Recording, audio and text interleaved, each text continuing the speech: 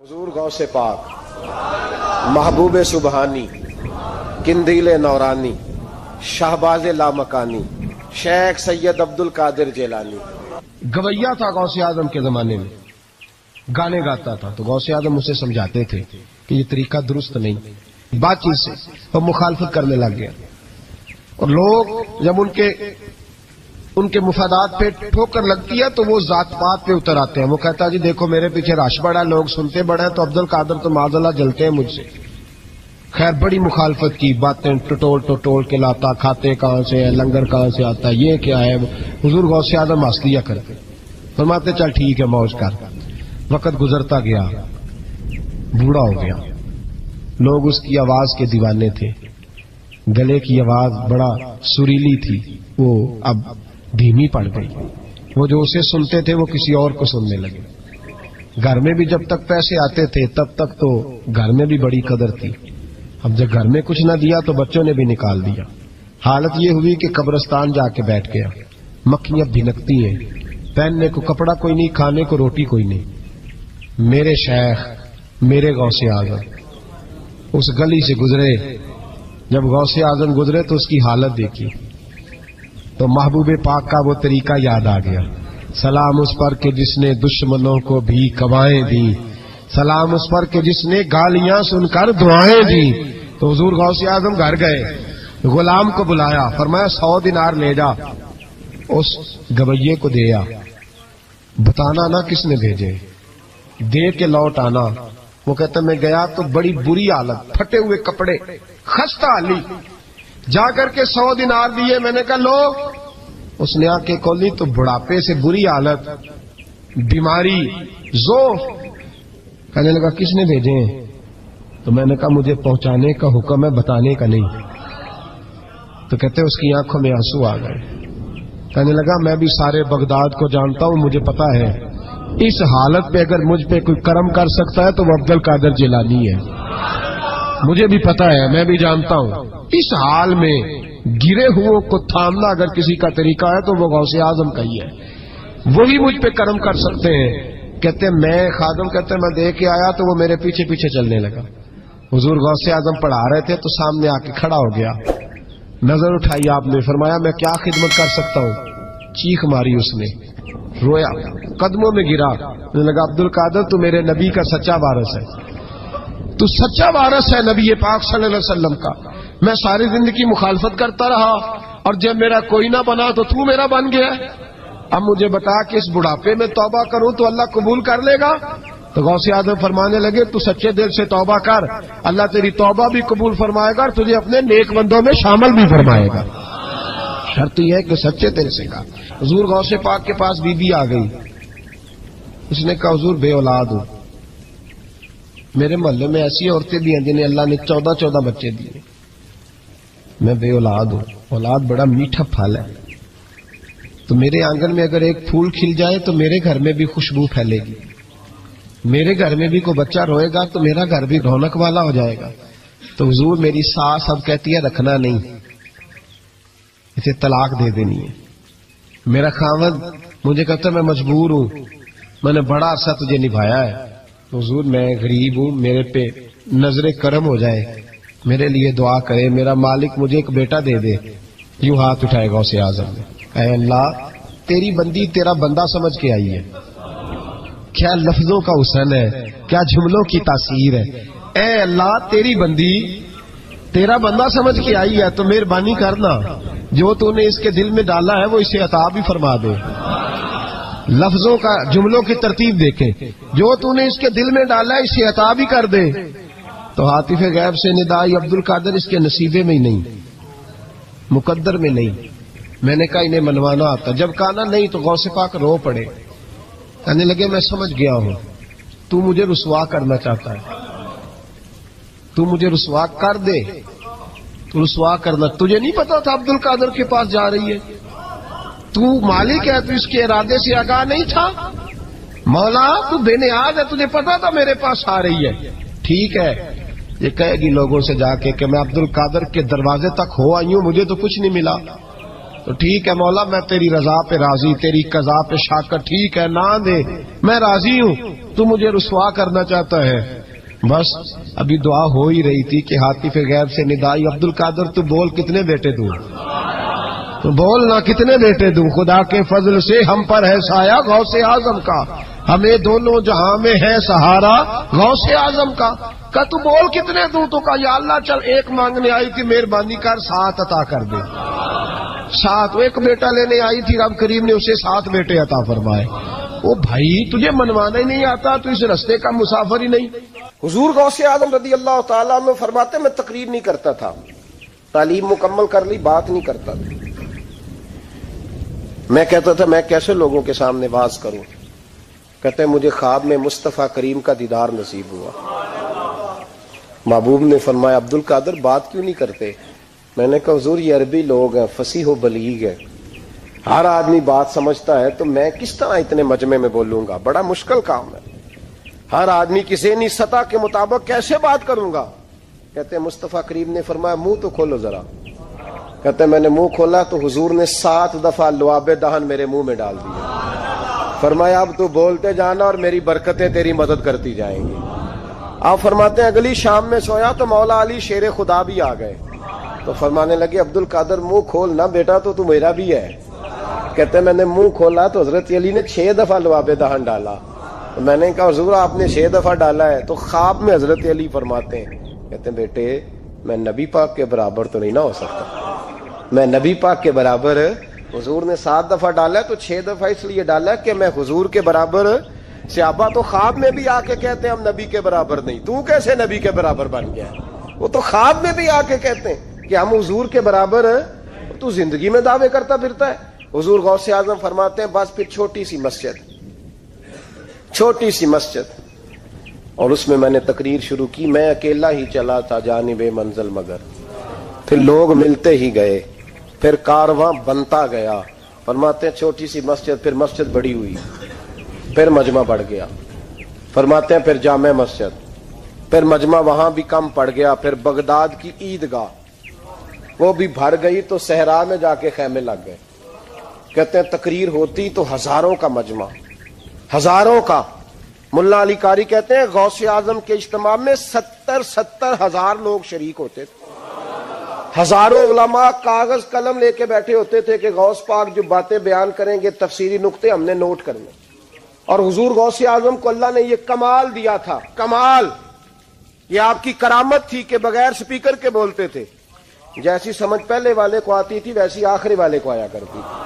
تو حضور غوث پاک رضی اللہ تعالیٰ عنہ نے لوگوں کو بڑا نوازا۔ ایک شخص آیا، اس نے آ کے کہا حضور میرے ابا جی میں آپ کا مرید ہوں، عقیدت مند ہوں، رات میں نے باپ کو خواب میں دیکھا ہے، تو دوزخ کی آگ میں جل رہا ہے، میرا فوت ہونے والا باپ میں نے بڑی تکلیف میں دیکھا ہے۔ تو غوث اعظم رضی اللہ تعالیٰ عنہ فرمانے لگے میرے مدرسے میں آیا کرتا تھا، میری خانقاہ میں آتا تھا، میری محفل میں بیٹھتا تھا، حلقہ ذکر میں رہتا تھا۔ تو اس نے کہا حضور کبھی کبھی آتا تھا، کبھی کبھی۔ غوث اعظم نے مصلی بچھا لیا، کہا یا اللہ تیرا وعدہ نہیں کہ جو اہل اللہ کے مجالس ذکر میں بیٹھے گا تو اسے شکی نہیں کرے گا، اسے صحیح۔ اور یہ مسلم شریف کی حدیث ہے، دلیل کیا ہے؟ مسلم شریف کی حدیث، نبی پاک علیہ السلام نے فرمایا جو ذکر کرنے والوں کی مجلس میں خالی بیٹھ جائے اللہ تبارک و تعالیٰ اسے بھی سعادت عطا فرما دیتا ہے، اگر شکی ہو بدبخت ہو تو اللہ اسے نیک وقت فرما دیتا ہے۔ تو حضور غوث اعظم حضور کی اس دعا کا وسیلہ دینے لگے، یا اللہ تیرا وعدہ نہیں تھا وہ یہاں آیا کرتا تھا تو خدا بندہ اس کی قبر پہ عذاب۔ وہ شخص کہتا ہے میں گھر میں جا کے سویا، دوبارہ میرے ابا جی ملے تو مجھے کہنے لگے بیٹا عبد القادر کے پاس جاتے رہنا، عبد القادر کے پاس جاتے رہنا، جو ان کی مجالس میں جاتا ہے اللہ اس سے بڑا ہی راضی ہوتا ہے، وہاں جاتے رہنا۔ تو بھائی ان لوگوں کو رب کریم کو منانا آتا تھا۔ غوث اعظم مزدوروں کی طرح دین کا کام کرتے تھے۔ میں نے بڑا سوچ سمجھ کے فکرہ کہا، مزدوروں کی طرح۔ میں نے اپنے گاؤں میں کچھ ایسے مزدور دیکھے جو صبح فیکٹری میں دیہڑی کر کے آتے تھے تو شام کو دیہڑی کر کے آئے ہیں پوری 4 بجے تک 5 بجے تک، تو شام کو کسی آدمی نے مٹی ڈالنی ہے اپنے گھر کے اندر تو اس سے بھی ٹھیکہ کر لیا، اس نے کہا میں 300 روپیہ دوں گا، مٹی اٹھا لو. تو وہ مزدور گھر آیا تو اس نے کہا چلو بچوں کے کپڑے بھی لینے، عید بھی قریب آ رہی ہے. یہ مزدور لوگ بڑی جدوجہد کرتے ہیں. تو رات کو مٹی ڈال دی. حضور غوث اعظم نے مزدوروں کی طرح دین کا کام، یہاں تو موجیں لگی ہیں، تو موجیں لگی ہوئی ہیں لوگوں کی. یہاں تو لوگ سات رنگ میں مست ہو کے کہتے ہیں بس ٹھیک ہو گیا جی، ہم بڑے پکے ہیں ان کے ماننے والے. غوث اعظم فجر کے بعد فقہ کا درس دیتے تھے، فقہ کا. ان کہہ دے وہ بھی مولوی سن، کیونکہ درس جو دیتے تھے فقہ کا درس فجر کے بعد. ظہر کے بعد غوث اعظم لوگوں کو حدیث پاک پڑھایا کرتے تھے. عصر کے بعد قرآن پاک کی تفسیر بیان کرتے تھے. ہر روز رات کو عشاء کے بعد دور دراز سے مخلوق آتی تھی، لاکھوں کا مجمع ہوتا تھا، اور غوث اعظم وہاں رسول اللہ کا دین لوگوں کو سمجھایا کرتے تھے. 1000 آدمی کاغذ قلم لے کے عالم بیٹھا کرتے تھے. غوث اعظم جو تفسیر بیان کرتے اسے لکھا جاتا تھا. یہ حضور غوث اعظم کا طریقہ ہے. غوث اعظم بغداد کی جامع مسجد کے خطیب تھے. وہ خطیب تھے مسجد کے. جامعہ نظامیہ کے نام سے غوث اعظم نے مدرسہ بنایا ہوا تھا. وہ ایک ادارے کے پرنسپل تھے. جسے الف با سیدھی پڑھنی نہ آئے وہ کہے میں بڑا ولی ہوں، مجھے غوث پاک کا فیض ہے. تجھے کس طرح کا فیض ہے؟ غوث اعظم کا فیض یہ آپ فرمایا کرتے جتنی جس کی زبان میں تاثیر زیادہ ہو سمجھو میرا فیض اسے زیادہ ملا ہوا ہے. آپ تقریر کرتے تھے، خطبہ دیتے تھے، روز رات کو بیٹھتے تھے. صلاح الدین ایوبی کھڑے ہو کے کہنے لگے فلسطین میں، فرمایا میں لڑوں گا اس لیے کہ میں عبد القادر کے مدرسے کا طالب علم ہوں. اور فرمانے لگے یہ 70,000 فوج میرے ساتھ ہے، ساری غوث اعظم کو ماننے والی ہے. انقلاب غوث کے ماننے والے لائیں گے. یہ لوگ انقلاب برپا کریں گے جن کے دلوں میں بغض رہتا ہے اللہ کے ولیوں کا. اور ہر رسالے میں کبھی یہ کون سا جہاد ہے، کبھی بابا فرید کے خلاف لکھتے ہیں، کبھی غوث اعظم کے خلاف لکھتے ہیں. شرم نہیں آتی؟ کھالوں سے تم نے پجارو خریدی ہوئی ہے، کھالیں کٹھی کر کے تم نے کلاشنکوف لی ہوئی ہیں، مکانوں میں رہتے ہو، اور قوم ہے کہ وہ دیکھتی نہیں. اور بھائی دنیا میں رہنا ہے تو کچھ پہچان پیدا کر. لباس خضر میں یہاں سینکڑوں رہزن بھی پھرتے ہیں. ہر داڑھی پگڑی والے کو دیندار نہ سمجھ لیا کرو، خدا را یہ پہچان پیدا کرو. جس کے مرضی پیچھے لگ جاتے ہو. حضور غوث پاک شیخ عبد القادر جیلانی رضی اللہ. اور آج کل کی میں جاتا ہوں نا محفلوں پہ تو میں دوستوں سے کہتا ہوں اب کوئی دوست ٹائم لینے آتے تو میں پوچھتا ہوں محفل کیوں کرانی ہے؟ محفل کہنے ثواب واسطے. تو میں کہا سورۃ یاسین پڑھا لو. کار ساری زندگی ثواب کے چکر میں رہو گے، انقلاب کب آئے گا؟ میلاد کی محفل کر لو، سارا سال برکتیں نازل ہوگی. وہ محفل کو ایک روپ دو، ایک رنگ دو. محفل ایک انقلاب کا نام. غوث اعظم نے ہمیں وہ والی محفل سکھائی ہے جس میں بے نمازی آتا تو نمازی بن کے جاتا، جس کے اندر چور ڈاکو آتا تو توبہ کر کے جاتا، جس کے اندر کوئی ماں باپ کا نافرمان آتا تو گھر جا کے ماں باپ کے پیروں میں بیٹھ جاتا. ثواب کے لیے محفل، ثواب کے لیے 11ویں. اس سے اب باہر ہے، بڑا ہو گیا یہ کام. ناک کا بھی چلے ہوئے ہیں پکے ہی، وہ بھی ادھر کو سفر کر رہے ہیں ادھر کو سفر، وہ بھی سارے ثواب اکٹھا کر رہے ہیں. کہتے تو محفل کرا تو بخشیا جائے گا. جدے ہاتھ نوٹاں جدے تھی انہوں کہتے چوری صاحب شیر تیری نظر ہی. اور میں کہ ظالما شیر نبی پاک دا تے نظر بندے دی کر چھڑے کچھ سوچ. اور جس نے پیسے زیادہ دیے اس کہتے عاشق رسول ہے. میں کہ تو کتوں مور لئی لوکاں نو عشق دی ڈگریاں ونڈدا پھردا ہے؟ کدھر سے تو نے یہ لے لی اسٹیمپ جو لگاتا ہے یہ عاشق ہے یہ عاشق نہیں؟ محفل کرانے والا بھاویں بجلی چوری کرتا ہوئے تو عاشق رسول ہے. تو یہ باہر آئے حضور غوث اعظم. ہر روز محفل ہوتی تھی لیکن جو آتا تھا اللہ اس کا دل بدل دیتا تھا. اور چونکہ ریاکاری نہیں تھی، تسنع نہیں تھی، بغداد میں محفل ہو رہی، غوث اعظم تقریر کر رہے ہیں، بارش شروع ہو گئی، لوگ بکھرنے لگے. تو حضور غوث اعظم رضی اللہ تعالیٰ عنہ سر جھکا کے کہنے لگے مولا تو دلوں کے بھید تو جانتا ہی ہے نا. اگر یہ بندے میں نے اپنے لیے اکٹھے کیے ہیں تو سارے بھگا دے، اور اگر تیرے لیے اکٹھے کیے ہیں تو پھر بھی تیری مرضی ہے.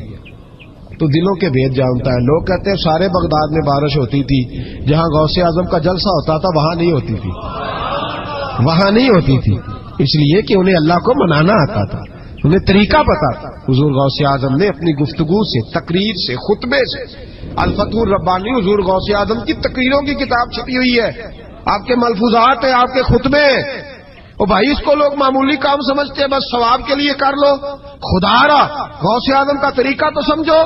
اور پھر تبلیغ فرمائی، دین کا کام کیا، نذرانے نہیں بٹورے. نذرانے نہیں بٹورے. اور اس طرح نہیں کہ مولوی صاحب کا سیاست سے کوئی تعلق نہیں, میرے لاکھوں مرید ہے, میں نے نہیں چھیڑنا حکومت کو, ایسے نہ ہو جائے حکومت میرے خلاف ہو جائے, یہ کوئی چکر نہیں. بادشاہ وقت آیا نذرانہ دینے, وقت کا بادشاہ نذرانہ دینے آیا. وہ کہتا ہے میں رستے میں سوچ رہا تھا اگر یہ ولی ہوئے تو مجھے پتا چل جائے گا, اگر تم نے سیب کھلائے نا, سیب کا موسم نہیں, پھر تو ولی اللہ ہے, اور اگر سیب نہ کھلائے تو پھر نہیں میں مانتا. ٹھیک ہے نا جی, جس طرح کے آج مرید ہوتے ہیں لوگ, کہتے ہیں سیب کھلائے تو پھر بادشاہ تھا نا. تو کہتے ہیں میں 2 تھیلیاں شرفیوں کی بھی لے گیا کہ پیر صاحب کو پیسے دوں گا تو ذرا نرم بھی ہو جائیں گے میرے حق میں, پیر ہو جائے تو نا نرم, اللہ ماشاء اللہ. کہتے میں گیا تو میرے دل میں خیال تھا اگر آج بے موسم سیب کھلائیں تو ولی مانوں گا.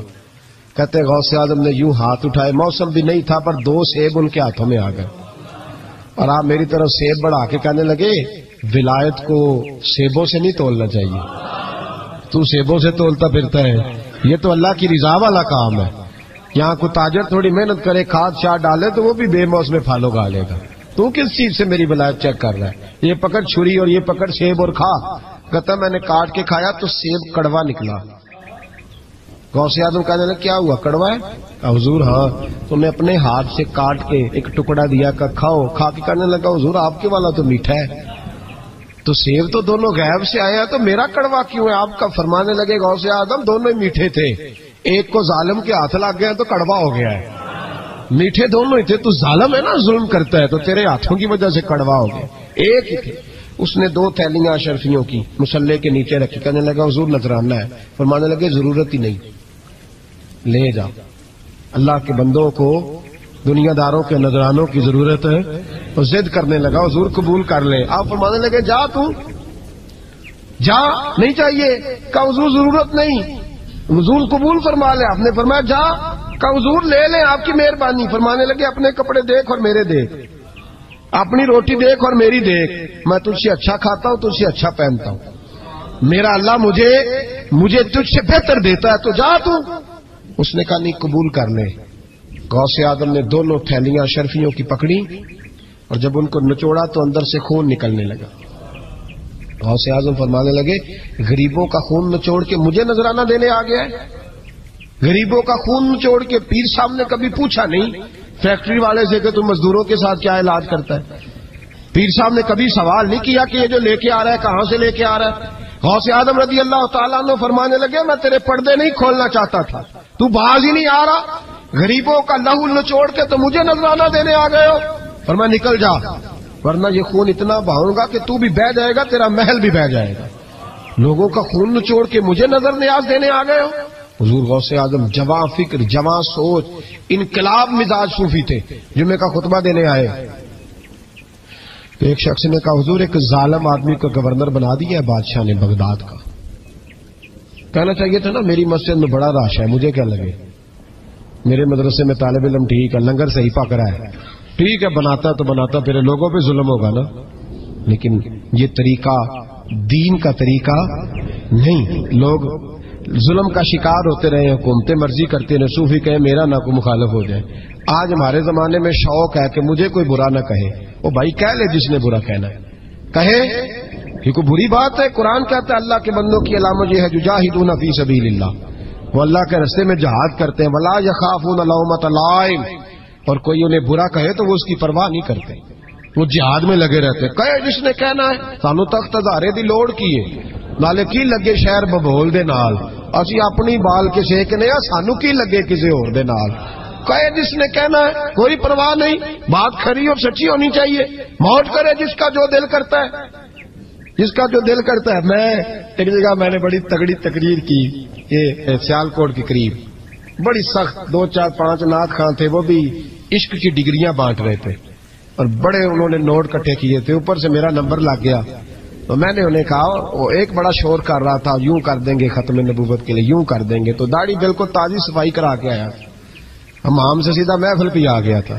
میں کہ بیلیا تیرے کو داڑھی دا پار تے چکیا نہیں جانا, تے سارے دین دا کیویں چکے گا, وہ تے چک لے, وہ تیرے کو تھوڑا جہا بھی نہیں چایا جا رہا. ایک اور تھا اس میں, مجھے کہنے لگا میں تمہیں نویں نعت سنانی. میں کہا تیری مہربانی, مینوں کو پرانی سنائی, نویں کلام میرے کو نہیں ہضم ہوندے جڑے تسی شروع کیتے نے ڈم ڈم. تو مسئلہ خراب ہو گیا. ایک پیر صاحب بھی بیٹھے تھے, آپ یقین کریں نبی پاک کی نعت ہو رہی ہے اور اشارہ پیر کی طرف ہو رہا ہے. اشارہ پیر کی، حضور کی نعت ہو، نبی پاک کی نعت ہو رہی اور اشارہ. بھائی جو شیر حضور کے نام کے وہ کسی پیر پہ فٹ کرنا درست ہے؟ وہ بھی مست ہویا 100 کے نوٹ کٹ کٹ کے دے رہے ہیں. میری گل ہو رہی تو میں نے کہا شرم کرو، اللہ سے ڈرو. اور باہر نکلے نا تو ٹائر پنکچر تھا گاڑی کا ٹائر پنکچر تھا. تو میں ایک بندے نو کیا بھی انہیں پہنچنا ہے، اس دن مجھے واپس وزیر آباد بھی آنا تھا، ٹائر پنکچر ہو گیا. تو مینوں کہنے لگا کسی نعت خانے کے علم آ رہا تہاڈی گڈی نو، تسی چھڑ دے نہیں نا کسی دی گل. تے انہیں دوجا بھی کر چھڑنا سی، اودی مہربانی سمجھو نے ایک کیتا. یہ حال ہو گیا ہمارا کہ لوگ اپوزیشن اس طرح کی کسی کو سمجھائے وہ مخالفت کرتا ہے. انہوں نے بعد میں میٹنگ کی انہوں کہنے لگے تو کتوں مولوی بلا لیا، اگوں نے انجدہ بلائی، یہ کس طرح کا آدمی تھا. سب کو اس طرح، اور بڑی بڑی عجیب حرکتیں. میں یہ لودرا ملتان سائڈ پہ 2-3 دن کے لیے تو نقیب محفل وہ بےزتی کری جائے مجمے دی. تسی بول دے نہیں، تھی سبحان اللہ ہی نہیں آندے، ایڈا رکھا مجمع کدے نہیں دیکھے. کنج دے تسی بندے ہو، مینوں تسی یاد رہو گے. بوڑھے بوڑھے لوگ بیٹھے ہیں، ٹھنڈ کا موسم ہے، کری جا رہے ہیں. وہ میرے سے نہ برداشت ہوا. کبھی کبھی وہ رگ بڑی تنگ کرتی ہے. کچھ دیر تو میں نے برداشت کیا، تو بعد میں بول ہی پڑا. میں کہ بھائی بہ جا، تیری مہربانی، تو پیسے لے کے مفت آئے نہیں سارے، اے چنگے نہیں تیرے نالوں، اے فری بیٹھے مفت بیٹھے. تو تے پیسے لے کے، مجھے انہوں نے بتایا کہ 15,000 تو نے پہلے لیا. کس بات کا لیا؟ تو یہ کوئی مذہب کا کام ہے؟ کیا چکر چلایا ہوا ہے؟ کوئی طریقہ ہے؟ یہ اس طرح دین پھیلتا ہے؟ غوث اعظم جیلانی، حضور شیخ عبد القادر جیلانی، یہ لوگ اگر بادشاہوں کی ٹی سی کرتے تو انقلاب نہ برپا ہوتا. حضور غوث اعظم رضی اللہ. اور جو آ رہا ہے چودھری صاحب عاشق کے رسول ہیں، اس لیے کہ 50,000 دیا محفل میں، تو بس 50,000 کا عشق مل جاتا ہے. کیا تماشا لگ گیا؟ غریب آدمی میلاد کی محفل میں بھی ویڈیو کے پیچھے بیٹھتا ہے، نہ ساڑھ کو دتھی ہے نہ آگے انہیں ہے. اس چکر سے باہر آئے. غوث اعظم رضی اللہ تعالیٰ عنہ اس لیے لتاڑ لیتے تھے یہ لوگ، ان کے اندر لالچ نہیں تھا، کسی شخص کے ساتھ کوئی ذاتی مسئلہ نہیں تھا. بڑی مخالفت کی لوگوں نے ان کے زمانے میں بھی ان کی. جمعہ پڑھانے آئے، ایک شخص نے کہا حضور ظالم آدمی گورنر بنا دیا بادشاہ نے. غوث اعظم نے ممبر پہ چڑھ کے فرمایا میں جمعہ پڑھانے لگا ہوں، میرا جمعہ ختم ہونے سے پہلے پہلے میرا حکم ہے کہ بادشاہ گورنر بدل دے. یہ نہیں کہا میرا بیٹا بنا دے، میرا مرید بنا دے، وہ میرا رشتہ دار لگا دے. فرمایا حکم دیتا ہوں کہ جمعہ ختم ہونے سے پہلے گورنر بدل دو، ورنہ میرا نام عبد القادر جیلانی ہے، جمعے کے بعد میں خود بدل دوں گا. میں بدل دوں گا جمعے کے بعد. ہر مشکل دی کنجی یارو آتے مرداں دے آئی، میں بدل دوں گا جمعے کے بعد، اور تم دیکھو گے بدلا جائے گا. لوگ کہتے ہیں جمعے کی نماز پڑھ کے نکلے تو بادشاہ دروازے پہ کھڑا تھا، کہنے لگا حضور مہربانی کرے ناراض نہ ہونا، بدل دیا گورنر. ہم نے گورنر، یہ شان تھی غوث اعظم کی کہ غوث اعظم جو کہہ دیں رب ویسا کر دے. لیکن عاجزی کیا تھی؟ شیخ سعدی فرماتے ایک بوڑھے کو کسی شخص نے بیت اللہ کے ساتھ پتھر پہ سر رکھ کے روتے دیکھا، اور وہ بزرگ بوڑھے کہہ رہے ہیں یا اللہ قیامت کے دن مجھے اندھا کر کے اٹھانا، اندھا کر کے، کہیں ایسا نہ ہو تیرے نیک بندوں کے سامنے میں شرمندہ ہو جاؤں، اور مولا مجھ سے درگزر والا معاملہ کرنا، مجھ سے سوال نہ کرنا، میں کمزور ہوں. رو رہے ہیں. کہتے میں قریب گیا تو میں نے جا کے دیکھا کہ پتہ تو کروں کون گناہگار ہے، میں بھی اس کے لیے دعا کرتا ہوں. وہ بزرگ کہتے ہیں جب ان بزرگوں نے چہرہ اٹھایا تو میری چیخ ہی نکل گئی، یہ تو غوث اعظم جیلانی ہے. ایک طرف حالاتی ساری کر کر زاری نیند اکھاں تھی توندے، فجر اوہی گناہگار کا آون سب تو نیویں ہوندے. جن لوگوں نے سینکڑوں سال ہو گئے جن کو گئے، اور آج بھی ان کی جلائی ہوئی شمع روشن ہے. جنہوں نے اپنی زندگی ساری دین کے کام میں لگائی، 40 سال تک ساری رات اللہ کی عبادت کی، کتابیں لکھی، دین پڑھایا، لیکن جب رب کے ساتھ تعلق ہوا تو کہا نہیں ہم کمزور ہیں، یا اللہ معافی دے. بھائیو ہمارے بزرگوں نے ہماری تربیت کی، انہوں نے ہمیں سمجھایا، انہوں نے ہمیں کہا کہ فیض اس چیز کا نام نہیں کہ تو کہے بڑے میرے بارے نیارے ہو گئے دکان چمکنے لگی. فیض تو یہ ہے کہ تیرا دل دین سے کتنا جڑا، تیرے اندر روحانیت کتنی پیدا ہوئی، اخلاقی قدریں تیری کتنی بحال ہوئی. غوث اعظم سے کسی نے کہا تو حضور دعا قبول نہیں ہوتی، فرمایا 3 شرطیں ہیں، تیری ہر دعا اللہ قبول فرمائے گا. کہا حضور کون سی؟ فرمایا رزق جب بھی کھانا حلال کھانا، اور تیری زبان سے کبھی رب کی ناراضگی والا فکرہ نہ نکلے. اور جب تو بات کرے تو نفس کے لیے کبھی نہ کر، اللہ کی رضا کے لیے کر۔ عبد القادر وعدہ کرتا ہے تو جو دعا بھی کرے گا مالک تیری قبول فرمائے گا۔ اپنے نفس کی رضا کے لیے، اپنے باطن کو خوش کرنے کے لیے سارا دن داستانے نہ چھیڑ، اللہ کی رضا کے لیے بول۔ ہم کتنا بولتے ہیں لیکن نفسانی باتیں، نفسانی خواہشیں، یہ کہنے کے لیے کہ لوگ نیچا دیکھ لیں گے کیا ہو جائے گا، خدا را اللہ کی رضا کے لیے جب بولیں گے تو اللہ راضی ہوگا انشاءاللہ۔ آئندہ جمعہ تو مبارک ہو، جمعے کی نماز کے دوران ہی 11ویں شریف پڑھیں گے انشاءاللہ تعالی۔ جمعے میں پھر سے حضور غوث پاک کی بات کریں گے، جمعے کے بعد ان کی منقبت سنیں گے انشاءاللہ، اور لنگر شریف پکائیں گے انشاءاللہ 11ویں کو، اور حضور غوث اعظم کی نیاز مل کے کھائیں گے انشاءاللہ، کیونکہ اگلا جمعہ 10 ربیع ثانی کو آئے گا انشاءاللہ۔ آپ حضرات سے بھی اپیل ہے کہ اپنے گھر میں جو پکا ہو اس پر زیادہ سے زیادہ قرآن پاک پڑھیں اور اپنے ہی گھر میں بیٹھ کے کھائیں، لیکن میرے غوث اعظم کا دن ضرور منائیں، ضرور دن منائیں۔ کوشش کریں روزانہ رات کو، اور کچھ نہ ہو سکے تو ایک دفعہ سورج یاسین ہی پڑھے۔ غوث اعظم سے مالک کو بڑا ہی پیار ہے، اور جو غوث پاک سے پیار کرے اللہ اس سے بھی بڑی محبت فرماتا ہے، لہذا ضرور اس چیز کی طرف توجہ کرے۔ اللہ تعالیٰ توفیق عمل عطا فرمائے۔ آخر دعوانا الحمدللہ رب العالمین۔ محفل کرانے والا پاویں بجلی چوری کرتا ہوئے تو آج کے رسول ہے، تو یہ باہر آئے حضور غوث اعظم، ہر روز محفل ہوتی تھی لیکن جو آتا تھا اللہ اس کا دل بدل دیتا تھا، اور چونکہ ریاکاری نہیں تھی، تسنع نہیں تھی، بغداد میں محفل ہو رہی، غوث اعظم تقریر کر رہے ہیں، بارش شروع ہو گئی، لوگ بکھرنے لگے، تو حضور غوث اعظم رضی اللہ تعالیٰ عنہ سر جھکا کے کہنے لگے مولا تو دلوں کے بھید تو جانتا ہی ہے نا، اگر یہ بندے میں نے اپنے لیے اکٹھے کیے ہیں تو سارے بھگا دے، اور اگر تیرے لیے اکٹھے کیے ہیں تو پھر بھی تیری مرضی ہے، تو دلوں کے بھید جانتا ہے۔ لوگ کہتے ہیں سارے بغداد میں بارش ہوتی تھی، جہاں غوث اعظم کا جلسہ ہوتا تھا وہاں نہیں ہوتی تھی، وہاں نہیں ہوتی تھی، اس لیے کہ انہیں اللہ کو منانا آتا تھا، انہیں طریقہ پتا تھا۔ حضور غوث اعظم نے اپنی گفتگو سے، تقریر سے، خطبے سے، الفتح الربانی حضور غوث اعظم کی تقریروں کی کتاب چھپی ہوئی ہے، آپ کے ملفوظات ہیں، آپ کے خطبے، اور بھائی اس کو لوگ معمولی کام سمجھتے ہیں، بس ثواب کے لیے کر لو، خدا را غوث اعظم کا طریقہ تو سمجھو۔ اور پھر تبلیغ فرمائی، دین کا کام کیا، نذرانے نہیں بٹورے، نذرانے نہیں بٹورے، اور اس طرح نہیں کہ مولوی صاحب کا سیاست سے کوئی تعلق نہیں، میرے لاکھوں مرید ہیں، میں نے نہیں چھیڑنا حکومت کو، ایسے نہ ہو جائے حکومت میرے خلاف ہو جائے، یہ کوئی چکر نہیں۔ بادشاہ وقت آیا نذرانہ دینے، وقت کا بادشاہ نذرانہ دینے آیا، وہ کہتا ہے میں رستے میں سوچ رہا تھا کہ اگر یہ ولی ہوئے تو مجھے پتہ چل جائے گا، اگر تم نے سیب کھلائے نا، سیب کا موسم نہیں پھر تو ولی اللہ ہے، اور اگر سیب نہ کھلائے تو پھر نہیں میں مانتا، ٹھیک ہے نا جی، جس طرح کے آج مرید ہوتے ہیں لوگ، کہتے ہیں سیب کھلائے تو پھر بادشاہ تھا نا، تو کہتے ہیں میں 2 تھیلیاں شرفیوں کی بھی لے گیا کہ پیر صاحب کو پیسے دوں گا تو ذرا نرم بھی ہو جائیں گے میرے حق میں، پیر ہو جاتے ہیں نا نرم، اللہ ماشاءاللہ۔ کہتے میں گیا تو میرے دل میں خیال تھا اگر آج بے موسمہ سیب کھلائیں تو ولی مانوں گا، کہتے غوث اعظم نے یوں ہاتھ اٹھائے، موسم بھی نہیں تھا پر 2 سیب ان کے ہاتھوں میں آ گئے، اور آپ میری طرف سیب بڑھا کے کہنے لگے ولایت کو سیبوں سے نہیں تولنا چاہیے، تو سیبوں سے تولتا پھرتا ہے، یہ تو اللہ کی رضا والا کام ہے، یہاں کو تاجر تھوڑی محنت کرے، کھاد شاد ڈالے تو وہ بھی بے موسم پھل اگا لے گا، تو کس چیز سے میری ولایت چیک کر رہا ہے، یہ پکڑ چھری اور یہ پکڑ سیب اور کھا، کہتا میں نے کاٹ کے کھایا تو سیب کڑوا نکلا۔ غوث اعظم کہنے لگا کیا ہوا، کڑوا ہے؟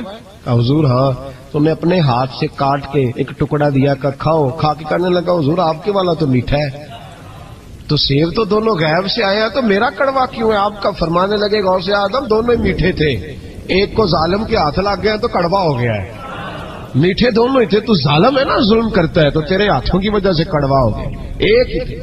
اس نے 2 تھیلیاں شرفیوں کی مصلے کے نیچے رکھی، کہنے لگا حضور نذرانہ ہے، فرمانے لگے ضرورت ہی نہیں، لے جا، اللہ کے بندوں کو دنیا داروں کے نذرانوں کی ضرورت ہے، اور ضد کرنے لگا حضور قبول کر لے، آپ فرمانے لگے جا تو جا، نہیں چاہیے، کہا حضور ضرورت نہیں، حضور قبول فرما لے، آپ نے فرمایا جا، کہا حضور لے لیں آپ کی مہربانی، فرمانے لگے اپنے کپڑے دیکھ اور میرے دیکھ، اپنی روٹی دیکھ اور میری دیکھ، میں تجھ سے اچھا کھاتا ہوں، تجھ سے اچھا پہنتا ہوں، میرا اللہ مجھے تجھ سے بہتر دیتا ہے، تو جا تو۔